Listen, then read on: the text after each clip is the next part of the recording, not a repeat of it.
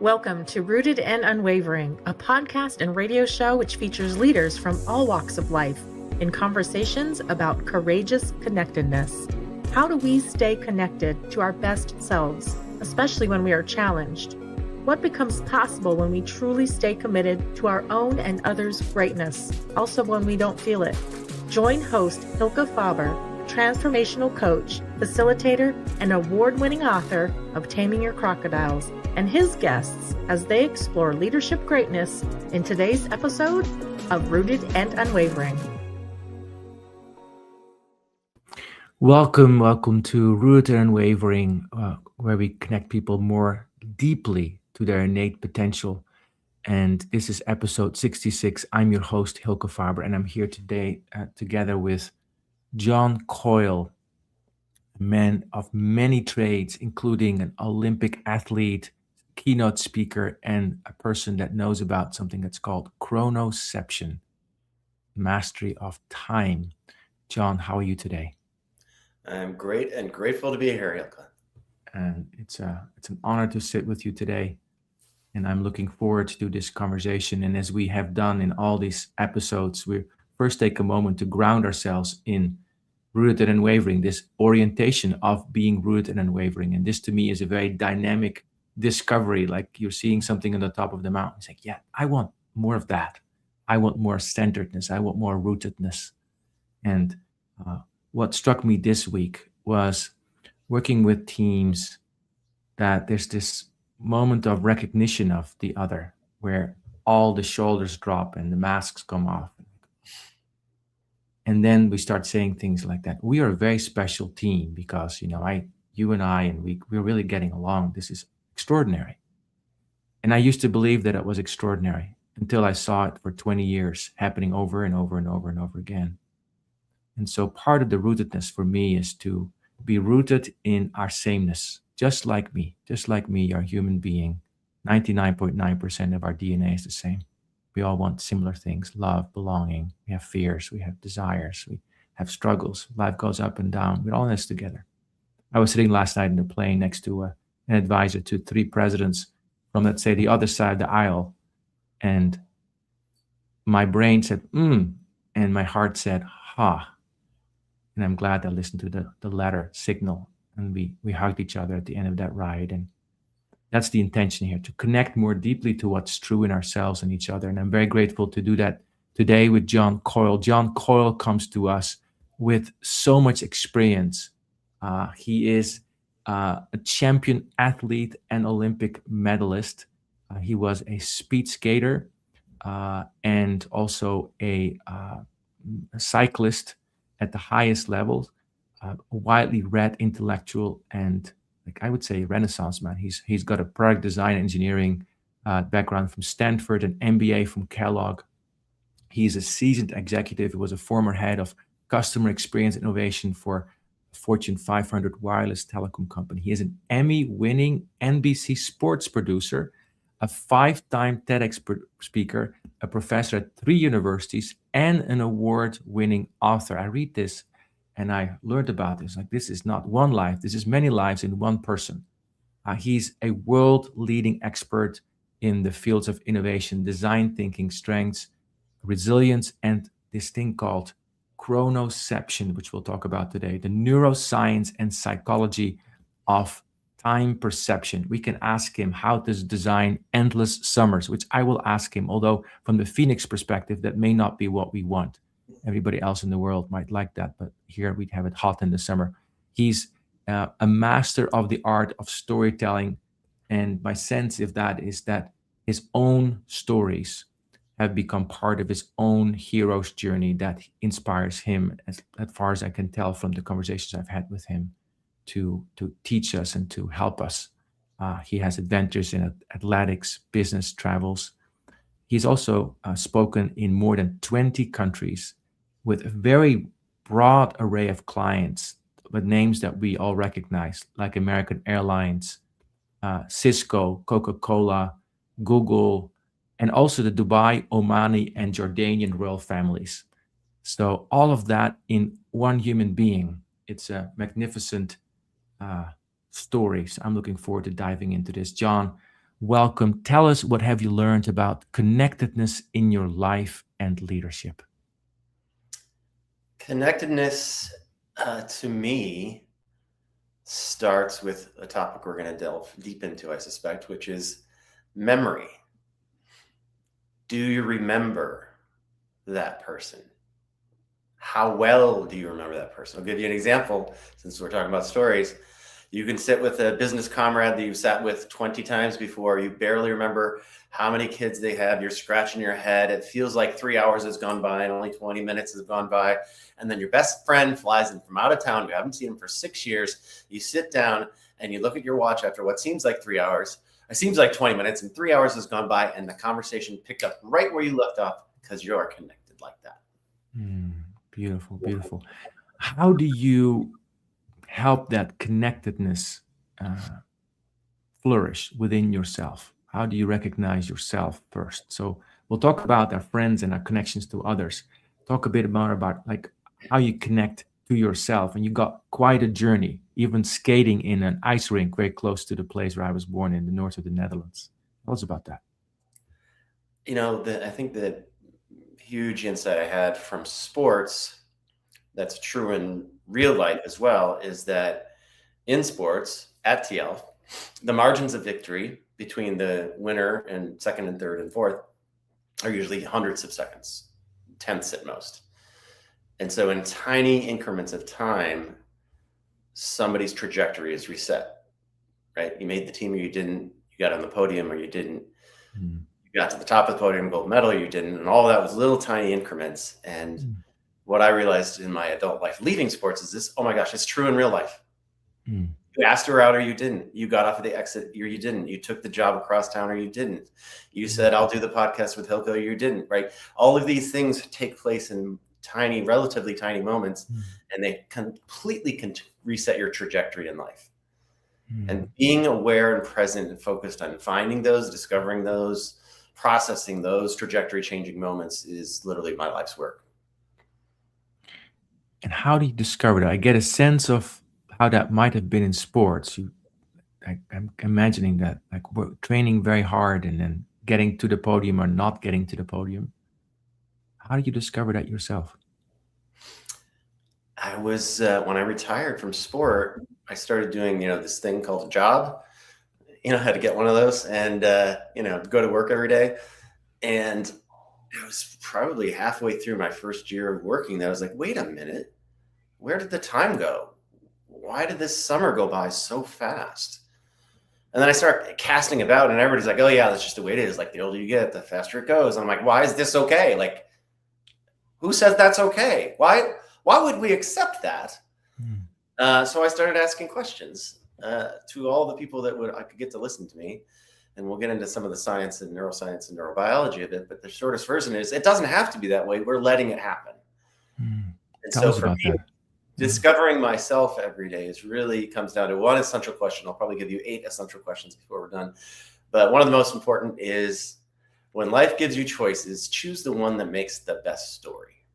Not the funnest, not the easiest, not the hardest necessarily, just the one that's going to leave you with the best story, the best memory, the most imprints in your brain. So when life gives you choices, choose the one that gives you the best story. Tell us about a moment in life where you made a choice like that made the best story. Tell us about that. Yeah, this one did nearly kill me, but I made the national team for speed skating, but I wasn't high enough in the rankings to be paid to go to Europe for the World Cups. I had to pay for it myself. And I didn't come from money. I didn't have any money. So I could have stayed home and trained at the Olympic Training Center for free. And they offered me that. And I was like, that seems really boring. What's the right story here? Like, let's go. Like, let's figure it out. So I sold a bicycle for $2,000. I bought a $400 ticket to Amsterdam, where I went to the Viking Skate Factory, which you're probably familiar with. I bought $400 worth of skates, and then I had $1,200 in my pocket and two new pairs of skates to travel for 2.5 months in Europe. Not exactly a lot of money. So my brilliant plan was to hitchhike to each of the events, the 7 events around Europe, and then sleep on couches or whatever. and eat bread and cheese. While you're competing. Yeah, that was my brilliant plan. Uh-huh. So I stick my thumb out. I've got the 2 boxes of skates. I've got my backpack. I got my skate bag with all my skating equipment. I stick out my thumb. I'd never hitchhiked before. I just figured this was pretty straightforward, but it didn't really work the way I thought. Nobody stopped. Nobody looked at me. I started getting clever and twirling my thumb around, and eventually people looked. But finally, 3 hours later, I got picked up by this giant red truck. And he didn't speak English. I didn't speak French. He only spoke French. So we're yelling at each other back and forth. But eventually I get in and we roar off and I fall asleep and I wake up and we're crossing the German border. I'm like, oh, thank goodness we're in the right country because we're going to Munich. And then 3 hours later, I wake up again and he's kicking me out and it's freezing rain. It's 33 degrees, 1 degree Celsius. And I'm in the middle of nowhere and have no plan, no place to go, no place to hide, no place to get warm. And I'm freezing to death. And 2 hours of walking down the empty Autobahn later, I finally get up and I go up the embankment and I got an idea that saved my life. I took a bunch of freshly mown hay that would have been sitting around everywhere and I made it into a pile about 5 feet high, 5 feet wide, 8 feet deep, and did the hardest thing I've done as an adult human being, which is I stripped naked in that field in Western Germany and put on my 3 speed skating skin suits with the hood and the whole deal. It's the only dry clothes I had. I tunneled under the middle of the hay. I had my jacket over my head, a tube that my blades came in, and in the sleeve. I turned sideways. I could breathe. I was warm. I was safe. I was dry. I fell right asleep and slept for 9 hours, actually. So I wake up. It's noon, but it's still pitch black in the thing, so I think my watch is wrong. But I part my way through the hay because I feel the rumble of the Autobahn in the distance. And as I stretch, the rumble of the Autobahn turned off, which was weird because I couldn't see it. It couldn't see me. And that's when I turned and looked behind me to see one of the world's largest pieces of farming equipment stop 10 feet short of turning me into bloody French fries. And this poor man is just doing his job, right? He's just mowing his hay and he sees this odd oval shaped nest in front of him. And keep in mind, I changed in the middle of the night, so I don't know what I put on. The last speed skating skins that I put on was a bright silver, pink, and purple, complete with the hood. So he sees this alien hatch out of his field of hay. I waved, smiled. He never did anything but look with his jaw open. And I walked down to the Autobahn. I quickly got rides. I got 3 cars stopped for the guy in the silver, pink, and purple skin suit. But yeah, that was a choice that nearly did kill me, but it did make a great story and one of my favorites. I love that. So you made some choices. I can just imagine what might have been like. And there you got picked up. And then what was your experience as an ice skater in Europe? Like, were you able to do the tournaments? Yeah, I was able to get around. I'll conclude that story because probably some people, I arrived, the car that picked me up in my skin suit took me right to the Incel ice rink. And I got right on the ice because I didn't need to change because I already had my skin suits on. And I'm skating some laps and some of the Dutch kids, I was with the Dutch team, were skating behind me because I was a cool USA guy. But then they were scuffling and swearing. And then Rinchi Rinsma, if you remember that name, skates up next to me. Yeah. Mm-hmm. Skates up next to me. He's like, John, there's a problem. I said, yes. He said, there's grass coming off you. It's causing people to slip. So I had to go back into the warming house and shake out my skin suits, which were full of hay. And to this day, if I see Rinchi, I see Falco, I see Bart Delcamp, any of them, they won't break stride, but they'll be like, hey, grasshopper. It's the only nickname I've ever kept. I love that. You were the grasshopper on the ice skating rink in Germany, surrounded by some Dutch people who said, hey, get off the ice there. You're messing things up for us, Mr. Grasshopper. So you make this all sound very normal, John. So tell us about what drives you. What drove you then to do that? Because that is, for most human beings, out of reach. I was very fortunate to stumble into my strengths as a kid. Are you familiar with the Skinner box? I'm not. The Skinner box, you'll probably remember, it's by D.F. Skinner. It was a contraption, I think it's US based, but it could have been German. Psychologist, behavioral psychologist created in the 20s or 30s. We put a rat into a box, and then there's a lever. Remember this? and the rats pull the lever and get a reward. Does this ring a bell at all? Yeah. Yes. The metaphor I make in my book is, so the rats will pull at different lengths depending on the type of reward they get. If they get a reward every time, they will pull it until they get full and they're done, and then they're lazy. If they pull it 10 times and they get a reward, they'll figure that out quickly. But the conditioning that works to create the most drive in a rat is when they just don't know when the next one's coming.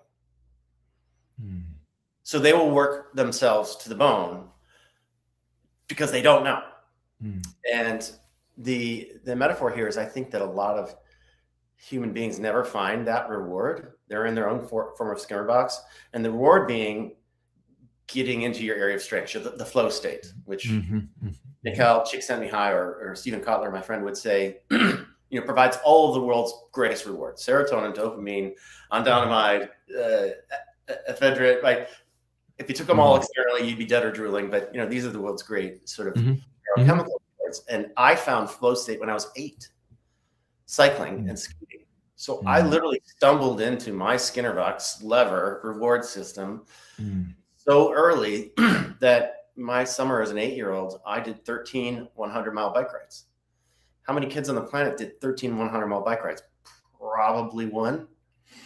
Right. John Coyle.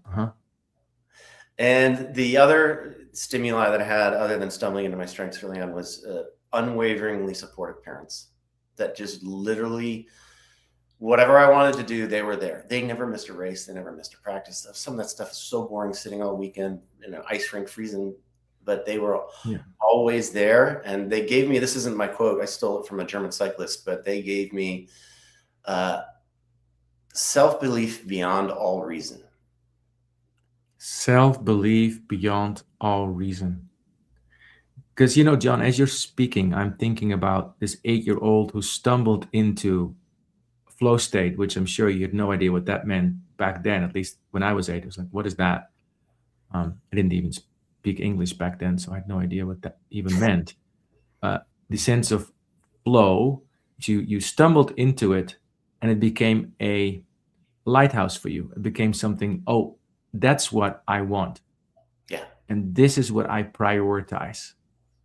And supported by a environment that said, and we're here for you, not, you come back here, act normal, fulfill some other priorities we might have for you in being a pleasant, achieving, family fitting, whatever thing it might have been. You were supported in your pursuit of the freedom of flow. Yes, 100%. Like belief beyond reason. I think is what you said, right? Belief beyond reason. Self-belief beyond all reason. Can I tell you a story about that? Yes, go. So I went to Stanford. I got in. So that's why I went. I mean, I was the dumbest kid there. Nobody from my family even ever been to college. So even the notion of going somewhere like that was mind-boggling. What are you doing? Yeah. But they let me in for some reason, and I didn't know anything.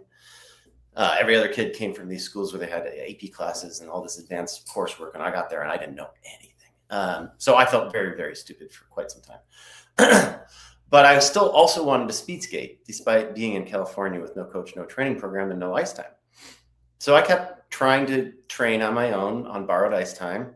And my senior year, I managed to get 12th place in the world in the sport of speed skating with no coach, no training program. So then I joined the Olympic team. Was invited, I qualified, I joined them. I began training with them, and they put me in a program to fix my weaknesses, which turns out are many and varied. And that didn't work. I went from 12th to 34th to not making the team 2 years later, finishing 30th in the same US trials I'd won 2 years prior. So this is where my parents and my self-belief kicked in. I said, okay, I'm quitting the team, not the sport. And I'm going to train by myself again. And so I trained all alone by myself on borrowed ice time in Milwaukee, Wisconsin for an entire year. I showed up to the exact same meet, same competition, same structure that I'd just gotten crushed at, finishing 30th the year before. And in a sport where hundreds of seconds determine first from second, my first race back, I broke the world record by a full second, the US record by 5 seconds, and went on to set every single US record. So tell us about that. What do you attribute the being 30th to, and then becoming first and breaking the world record? What do you attribute that to? I actually think this is true for everyone, individuals and teams, that doubling down on weaknesses will get you nowhere. If you're over 25, that ship has sailed, and you got to figure out what your superpower is and just double down on that. And even if it's a very narrow superpower like mine, like I am an anaerobic athlete. I'm a sprinter in a sport that's middle distance at shortest, but I figured out a way to skate a technique that doubled down on my superpower and turned that into 7 national records and 2 world records. You make it, to me, sound easy. And also, it doesn't strike me as easy. So there we are. We're 30th. I want you to just take us back to that part of the movie for a moment, because people listening might be now in that part of the story where they're 30th, right? Right. And I'm thinking Yorkshire, e-bite gum or something like that. I think it's saying Yorkshire. Like, oh my goodness, there's like, I'm part of this Olympic national thing with these coaches and everything else. It seems like it should be working, like similar to like I'm in this high flying corporate job, or the job I always wanted, and I get the perfect training and I have the perfect mentors, and yet it's not working. So first of all, what was that for you to be in that 30th place, and what happened? I think Thoreau describes it the best. Most men live lives of quiet desperation. That was me. So 2 years of laboring, trying to fix my weaknesses. I used to be outgoing. I wasn't. I barely spoke anymore.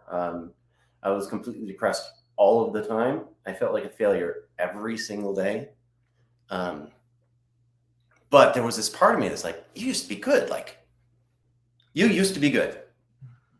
The only change so far is who's training you and the style of training. So let's change that variable. And so that's what I did. I didn't know if it was going to work. I was still technically on the national team, and 3 weeks into doing this, I got a call. I got multiple calls, and people are upset at me. The coaches are upset at me. Skaters are upset at me. Why does he still get to be on the team? He should be kicked off. So I drove 27 hours to Lake Placid to join the team for 1 week to soothe the ruffled feathers.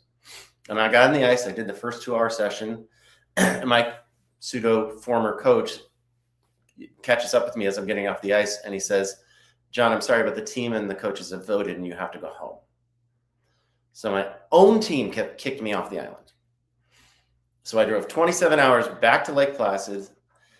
And I'll be honest, training by yourself is a lot harder than training with the team. The team, they make you do everything. Everybody thinks you have to have all this commitment. Now they get you up, they make you go, they make you get off, they make you warm up, warm down. I had to do all that stuff myself. I was missing practices up until this day. But every day after that, I would get up, give the single finger salute to Lake Placid because I was so pissed off at them, and get on the ice and do my workout every single day. I never missed a practice. And then I showed up a year later to pretty much kick everybody's ass. What fueled that resolve? Because many people after Lake Placid would have said the middle finger to themselves. That's right. So what was that? I think it's partially the self-belief, partially the support of my parents, but I went through it again in corporate. I retired from skating. I'm 30 years old. I have to get a real job. I'm a consultant at Goldman Sachs. This should be like the crowning achievement for anybody, much less a first year, just graduated, have no experience person, right? And it was miserable. I hated it every single day. And I put in all the hours, and I went an entire year there, and I got my podium, my award, which was a partially meets expectations. And I was like, this is not for me. This is not for me. And so if anybody in your audience is sort of laboring in this place where their weaknesses are the focus of everything, which it was at Goldman Sachs, turns out being a program manager is probably the single worst fit for my skills and capabilities in the world, then you probably need to quit and do something else. And you don't necessarily need to quit your job. What I did is I went to my leader, nervous as all get out, but I said, I don't think this is a fit for me. I don't think I should be a program manager. We have all their consulting, that's strategy and marketing, creativity. Like, that's the place I think I belong. And they fortunately listened to me. By the way, my consulting firm had a thing called force ranking. So they put everybody in a cohort and they put you 1 to 200. Right. I think I was 199 out of 200, if not 200. I got placed into doing a very creative job at Enron. Talk about that later, but designing business processes for their trading. And the next year I was ranked, and the next 4 years I was force ranked number 1 out of my cohort for the next 4 years, because I found what I was good at. So there's something in you that knows that I have to find what I'm good at and go there, right? And that seed was planted when you were 8, or maybe even before, when you stumbled into the cycling, ice skating, and it wasn't like, oh, I got it. And I love that about your story. It's like, no, I got it. It's not I got the elixir, I got the Holy Grail. No, because it's going to be taken away from you again and again and again. And Lake Placid, at Goldman Sachs, and probably later in your life as well. And then coming back to that. What is it that I'm good at? And sticking with that and going for it and putting ourselves up. So we are almost at half time, and it's funny that you are master of chronoception because time has flown by, no pun intended. After the break, I want you to tell us a bit about this idea of chronoception, or this attitude. I think it's also about an attitude of chronoception and how that helps to work through those situations where we might have lost our way, and how do we find it again. Now, before the break, I have one other question for you, which is,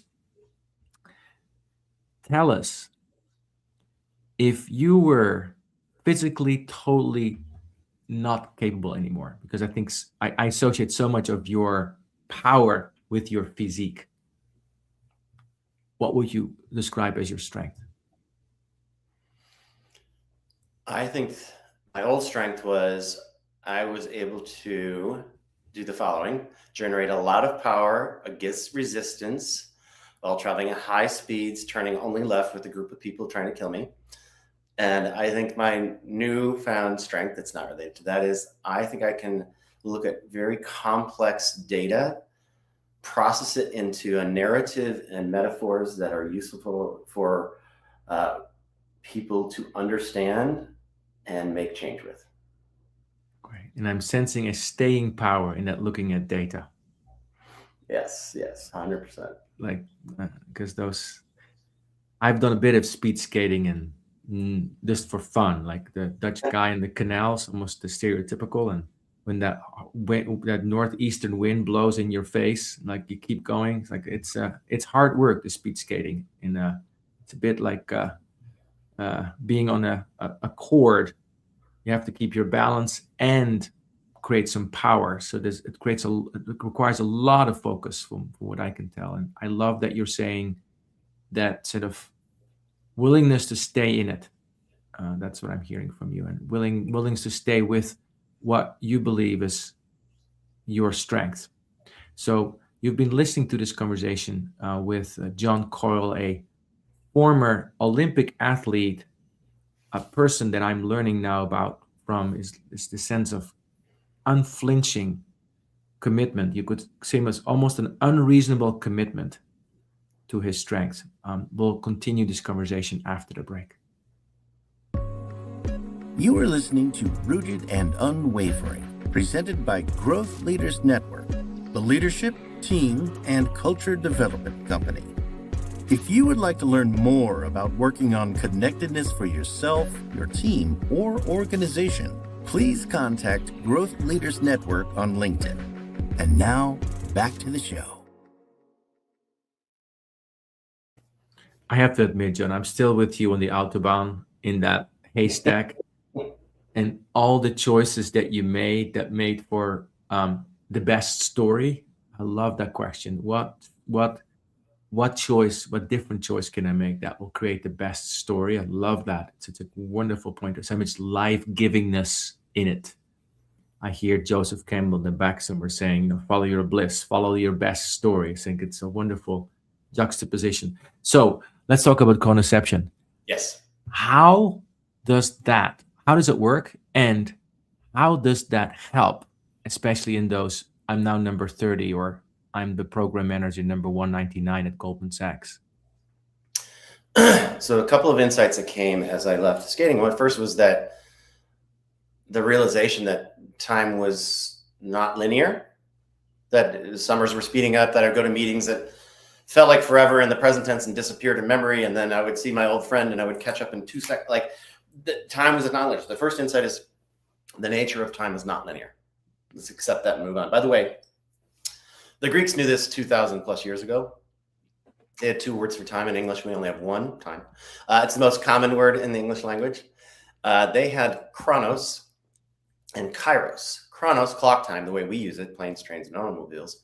But 60+% of the time, they use kairos, which is human time, the way we actually experience time.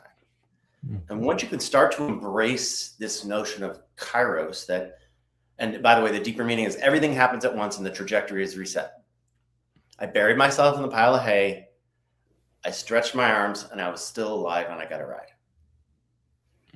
I quit the team and moved to Milwaukee all in a moment. These things, that's the way kairos works. And by the way, the etymology is the archer releasing the arrow.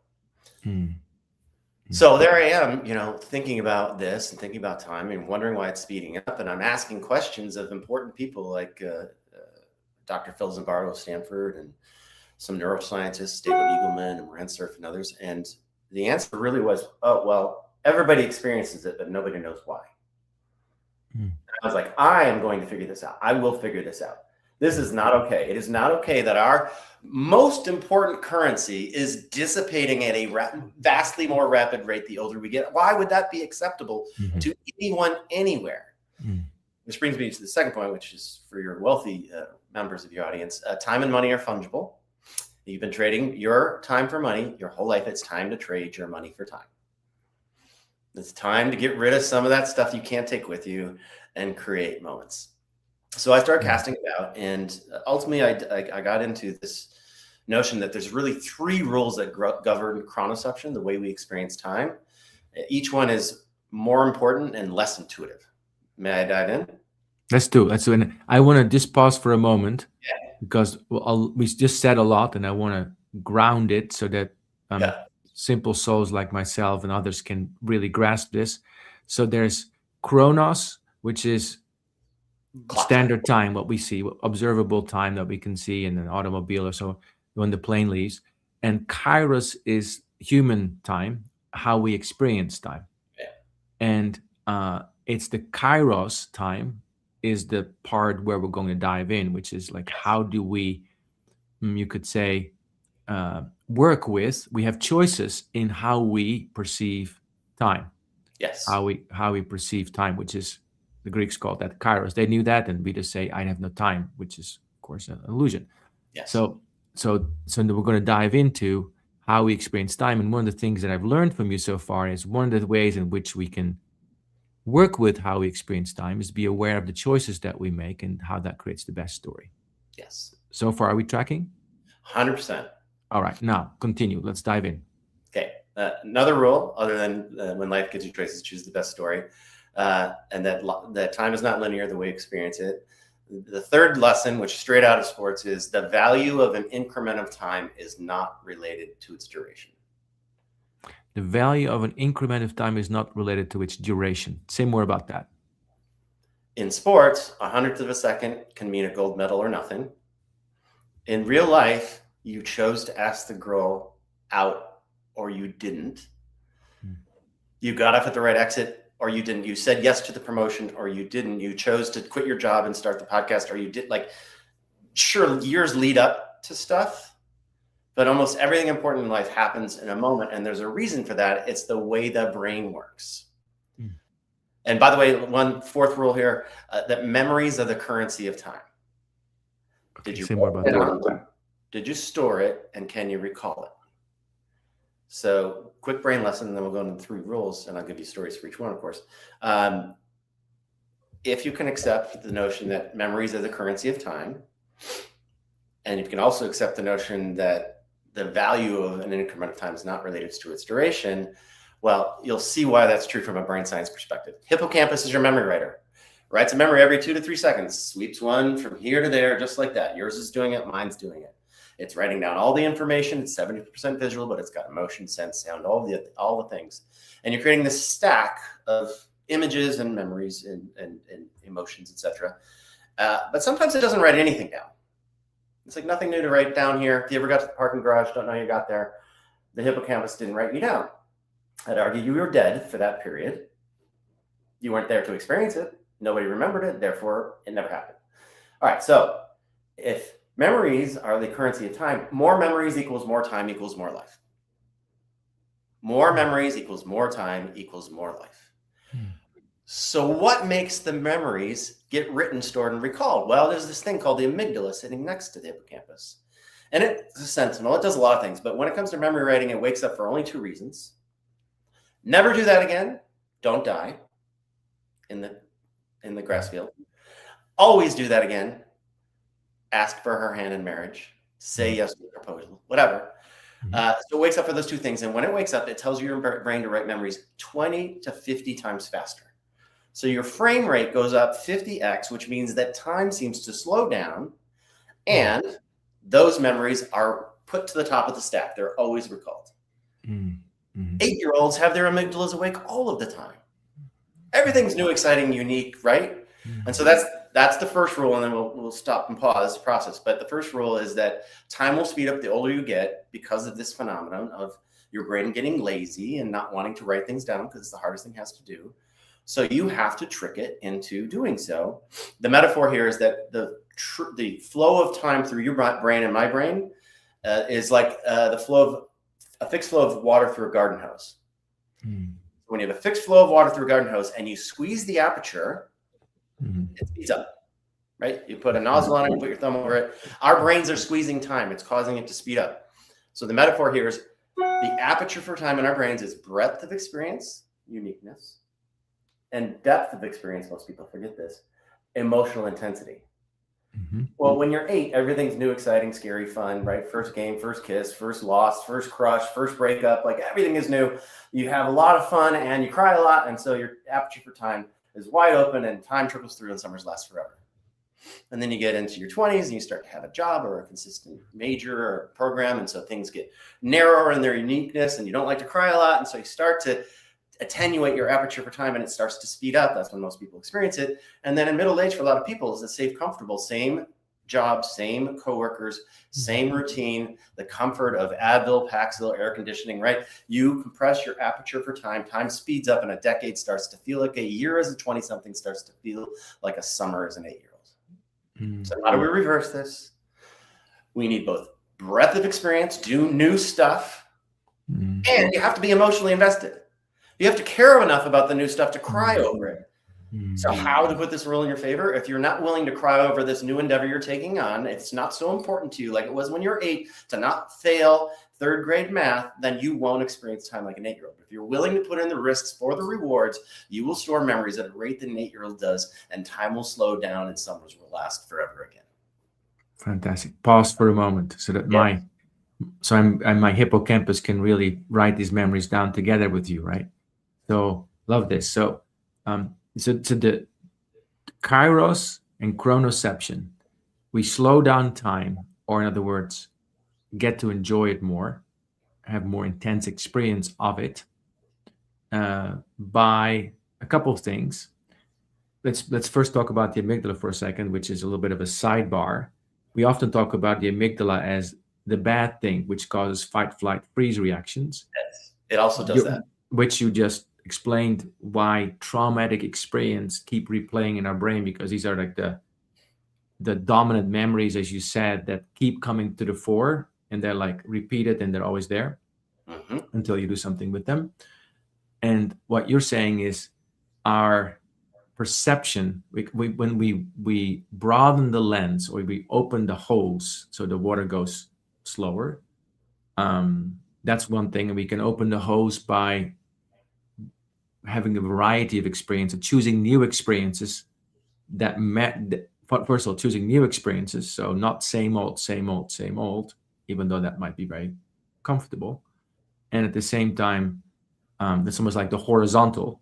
And then there's the vertical, which is, and now care about it, because otherwise you will still be asleep while you're on vacation in this place you've never been, because you're totally in, you're looking at, whatever you're doing, you're in your Advil or your Paxil or whatever it is, right? You're not here. I'm not saying that these things always take you away, but is that what you're saying? Yes, you nailed it. May I tell you a story? Go. So I get invited to speak all around the world. It's usually in a nice resort. They usually take care of me and pick me up and drop me off. And it's all super safe and comfortable and routine. And it could get pretty much boring, except that I don't let that happen. So I got invited to speak in Playa del Carmen a few years ago. I'll make it up. I know exactly when it was 8 years ago next month. And they flew me and my daughter first class to Cancun, picked us up an Escalade, took us to this beautiful resort. We had this lovely place on the beach with a view of the ocean, and it had a pool in the room. Like, we had everything we could possibly need to just literally sit there, have cocktails and kitty cocktails, and watch sunsets. And I said to my daughter, "You want to walk the town?" And she's on to me. She's like, "How far is that?" And I said, "I think it's about an hour." I thought it was a little more, but I wasn't really sure. So we walk along the beach. The sun is starting to set. It's beautiful. We see a manta ray. We see some starfish. Everything's awesome. And an hour in, she's like, "Are we almost there?" And I said, "I think so." And then the sun does that thing it does in the tropics. It dumps down in the ocean. Suddenly it's dark. We're an hour and a half in. We're wearing flip-flops, and the sand turns to coral. So now we have the choice of going an hour and a half back in the dark, or hoping that the town's around the next bend, which we believe. So we're trudging over this broken coral. Both our feet are bleeding now. She's crying because her feet hurt. She's starving, thirsty, and hot, as am I. And 3 hours in, we still have not found town. And there is nowhere back, no way in, and nothing to do but keep going.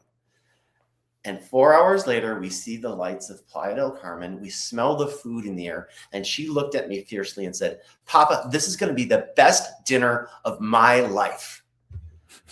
And it could have been a hot dog. It wouldn't have mattered. We sat down in the corner of this little Argentinian restaurant, a wood table. We ordered our appetizers and then ordered our main course. The appetizer came. It was squid stuffed with goat cheese with a light white wine, lemon, butter, garlic sauce. This was 8 years ago. I can taste it now. Because we chose the route that led to the best story. And the amygdala was highly alert, I assure you, that whole period of time. And that brings me to the second law, which I'll quickly cover, which is the way, and everybody gets this wrong, Hylke. I tell you, if you read any book on time, every single person has this exactly perfectly wrong. It's not just wrong, it's exactly perfectly wrong. The way we experience time in the now doesn't matter. And in fact, the way we experience time in the now is almost always inversely proportional to how we remember it. If I'm successful in this podcast, it'll be gone in a second, but you'll have tons to remember. A boring day at work feels like forever, and it's gone and there's nothing to remember. The metaphor here is long, boring days are like a surveillance camera. Slow frame rate, plotting, it's black and white. You remember almost nothing. It stores an entire week in a gigabyte. The first day of vacation is like an HD camera, 8K. It is storing a gigabyte per second. You're storing so much information that you're running to keep up. And so the time feels like it's fast in the present, but in memory, it's lights, color, action, zoom in, zoom out. You've stored so much data that you can peruse it at leisure for the rest of your life. That's the law of contraction. That's the second one. So tell us, how do people have this law exactly wrong? Everybody thinks that the way you experience time in the now matters. It doesn't. Everybody's always focused on being present, and that's really good, because if you're not present, you're not going to write it down. But the experience of time in the present isn't what you are. You are the sum of your memories, not the sum of your presence.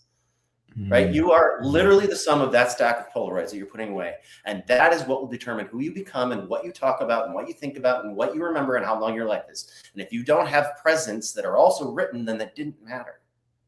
Right. I understand.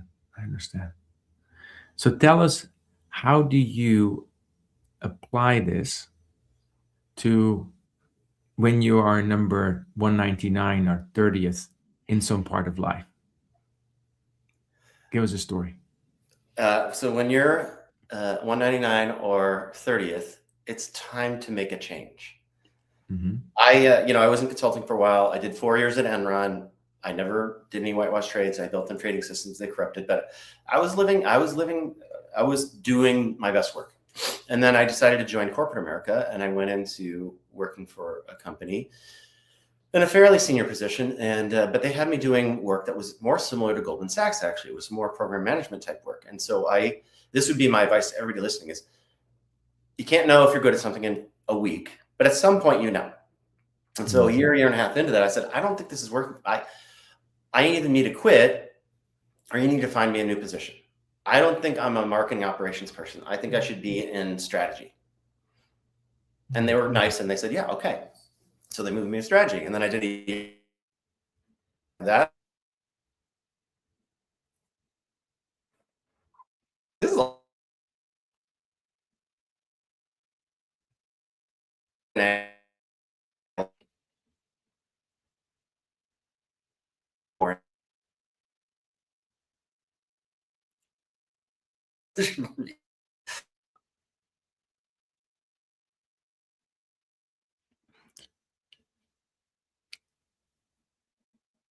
Hey, John.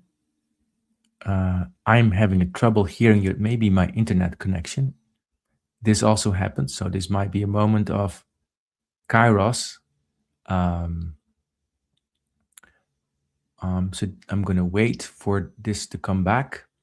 If you're listening, please stay tuned. And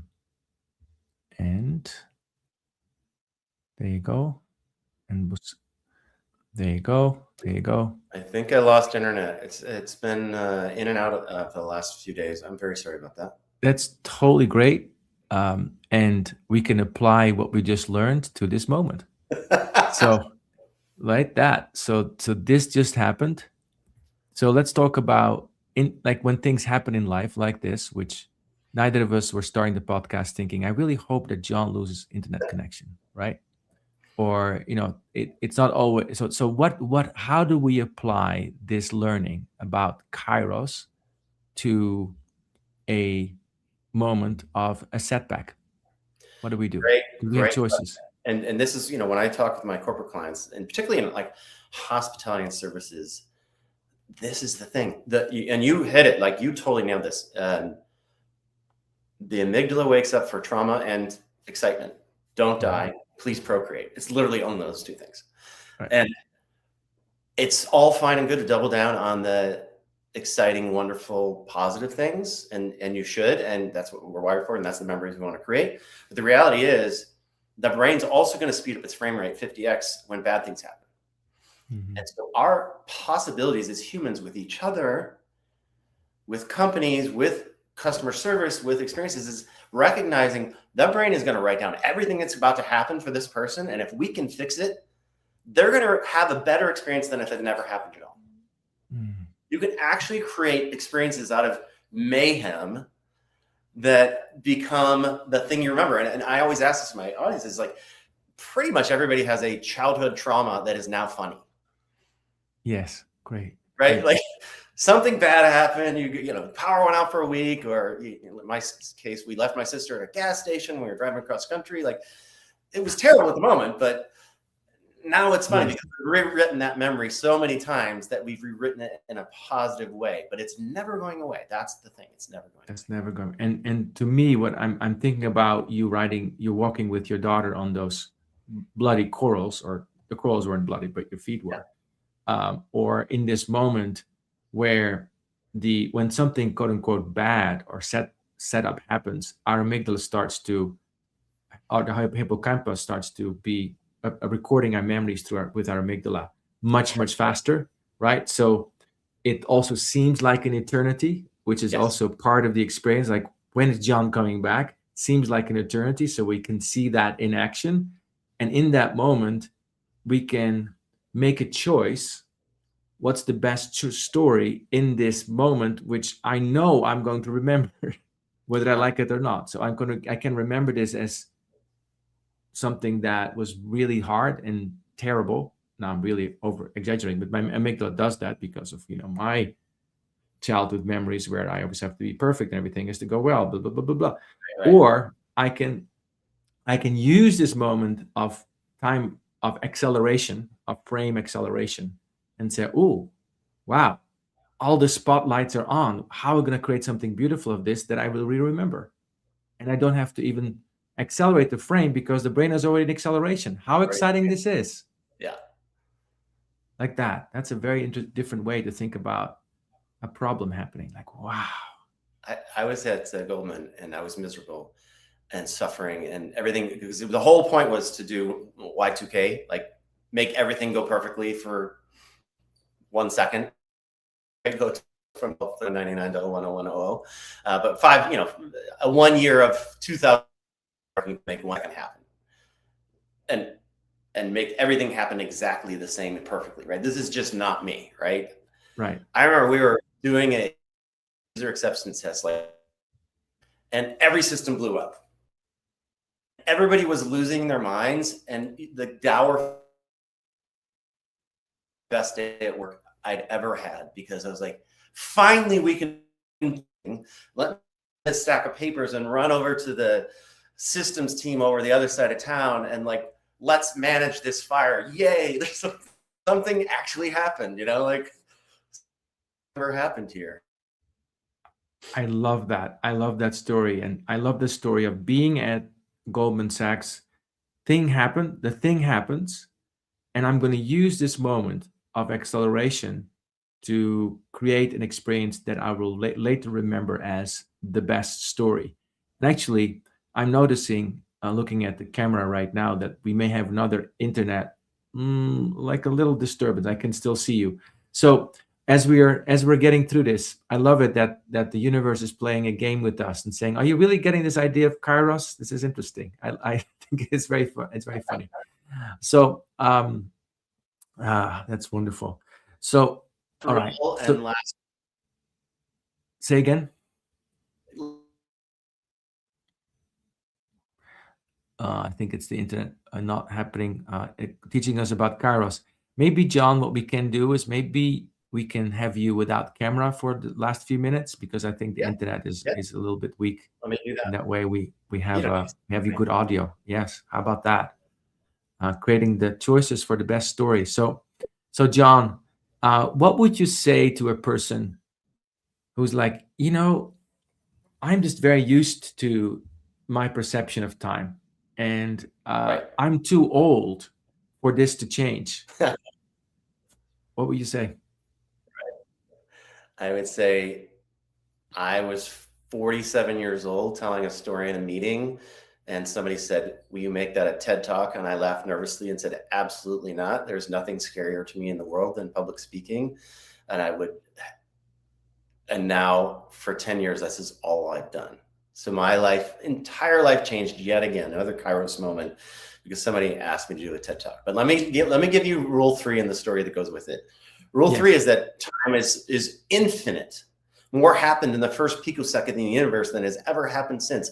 More can happen in your life in a few seconds than the entire 30, 40, 50 plus years leading up to it. We have these occasional Kairos moments where everything happens at once and the trajectory is reset. The inspiration from this comes from a guy named Eugene O'Kelly. He wrote a book called Chasing Daylight. He wrote that book during the 88 days post-cancer, brain cancer diagnosis till he passed away. So he had 88 days to live. He knew he had roughly 90 days to live, and he maximized his remaining years. He put everybody in his life that mattered into cohorts. I'm pausing. He put everybody in his life into cohorts, and then he said goodbyes to everybody in what he called unwinding moments for the next 80 days. Outer cohorts were business acquaintances and mentors, and for them it was a phone call or a walk in the park. And then the middle group of friends and extended family, it was recreating how they first bonded, how they first got into the flow state.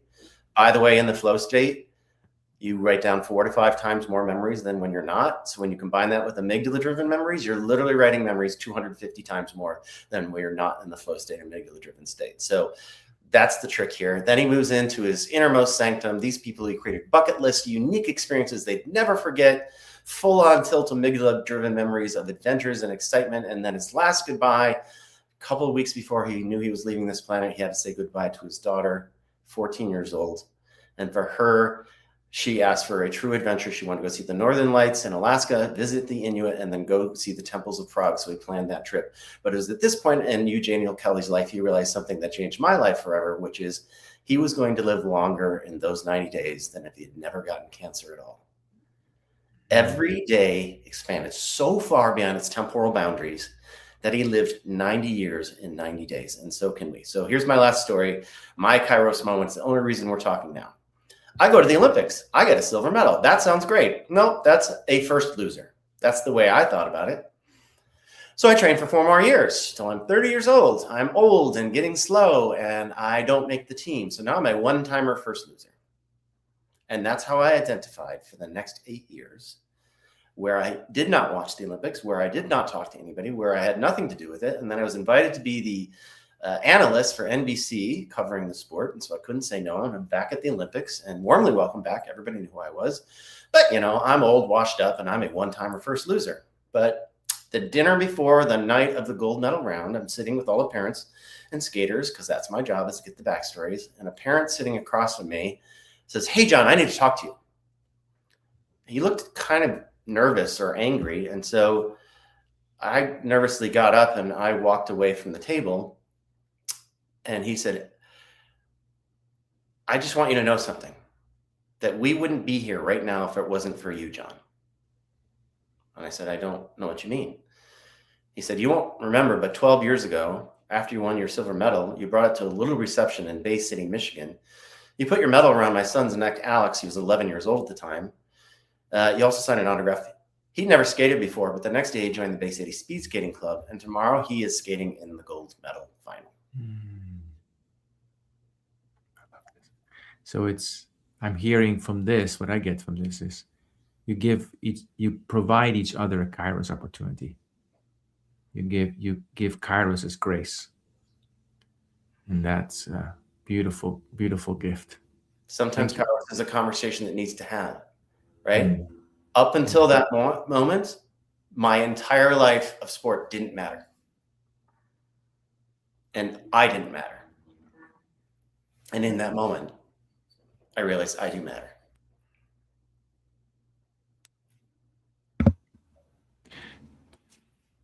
Just quiet for a moment. And letting the hippocampus, I need that moment of taking that in. It's beautiful. So as I'm thinking about this, and I'm going to ask you a last question, which is, what would you say to a person who may be very curious about this, but asks themselves, where do I start?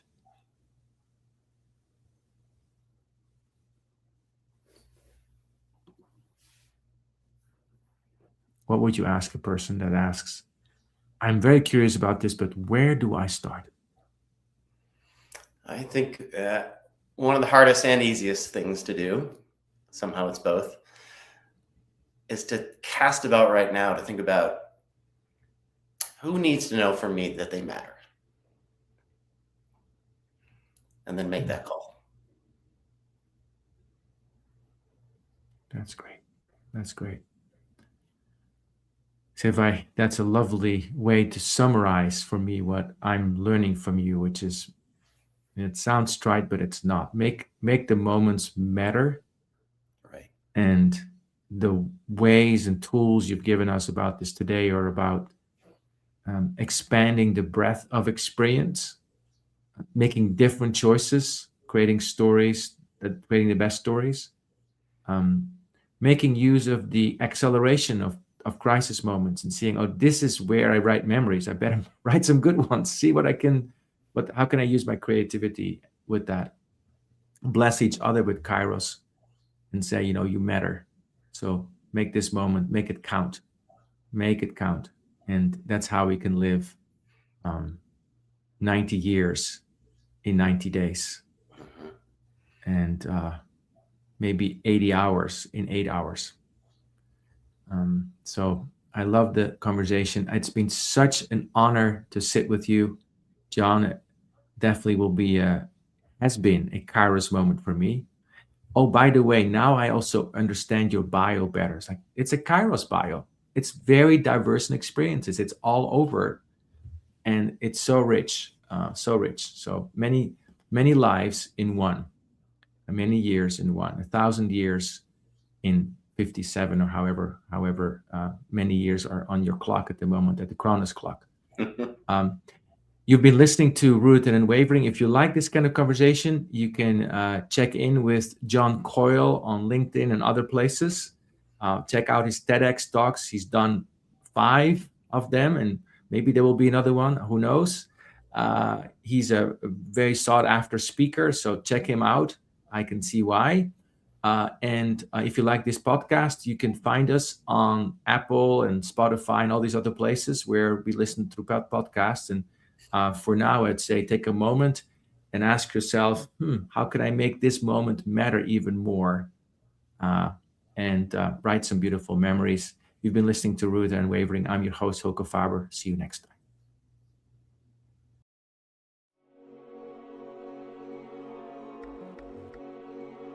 Thank you for joining us in today's episode of Rooted and Unwavering, leadership conversations about courageous connectedness, presented by the leadership development company, Growth Leaders Network. To learn more, subscribe to this podcast, connect with Growth Leaders Network and Hylke Faber on LinkedIn, or read Hylke's award-winning book, Taming Your Crocodiles. Now take a moment and appreciate something that is great about you. Celebrate the gift that you are and enjoy connecting more deeply to your best self today. See you next time on Rooted and Unwavering.